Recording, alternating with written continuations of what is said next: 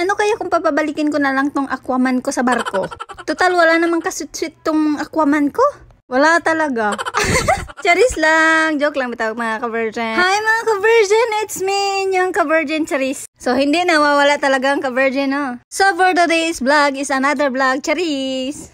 Dahil ngayong akaarawan nga mga ka-virgin is birthday ko. So, naisipan nga namin mga ka-virgin na dito na lang kami sa SM. So, dahil birthday ko, no, dito na lang din kami kakain. And kung nakikita nyo, tambay-tambay lang talaga kami dito sa SM. Ay, kaya malamig man. Yung talagang pinunta namin, no, magpalamig dito sa SM. Kaya sa bahay mukhang imperno talaga. Sa sobrang init ng panahon ba? So for today's video, samahan niyo muna kami ngayong araw, no? So sa last video na na-edit ko nga mga ka-virgin, marami man nag-bash dun, oy, na hindi daw sweet ng jowa ko. Actually mga ka-virgin, yung Aquaman ko, hindi talaga sasanay sa mga camera. Sobrang mahihain talaga siya at niyayaya ko nga mag-video-video kami, ayaw niya talaga. Kaya tingnan niyo naman mga itsura niya dyan, pilit na pilit ko talaga siyang isama sa video. Pero ayaw niya talaga magpa-video. Pero may kabit talaga siguro tong siman ko. Tsari sa tingin niyo. Tsari. Dito nga mga ka-virgin is naglaro muna kami kay yung mga kasama na yung bata is naglaro dun sa palaruan and kami dito nag-enjoy muna kami dito. Uy. Sabi ko naman sa inyo, nagpalamig lang talaga kami dito sa SM.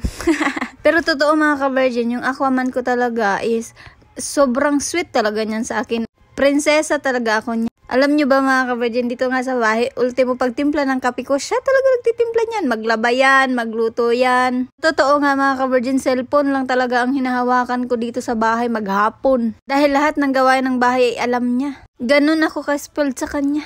Time lang talaga nun, sumama talagang pakiramdam ng siman ko. Nilagnat nga siya dyan mga ka-virgin and sinipon pa talaga. Na kami ng gabi mga ka-virgin, sinadya talaga namin dito kami kumain ng hapunan. And ito nga yung mga pinang-order namin.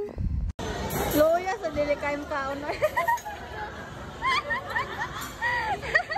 Sobrang ingay, di ba mga ka-virgin? Kaya naman, nag-voice over ang malalaang person. Alam nyo ba mga ka-virgin, minsan lang talaga kami kumain ng masarap. Siguro once a year lang, ganon. Siguro pag birthday ko lang, ganon. Buti na lang talaga may Aquaman ako. Charis! Lang mata mga ka-virgin. So, hindi lang naman ako maasa sa Aquaman ko, no? Kaya papagod din naman ako mag-vlog. Uy, huy! Nakita niya naman. Tudangat-ngat sa balat ang mga ka-virgin. Kaya naman ka-virgin, kay virgin man yung katabi, Charis. Kung nakaabot ka dito sa video to, thank you for watching and see you in next vlog. Bye-bye! Love you! Mwah! Long way.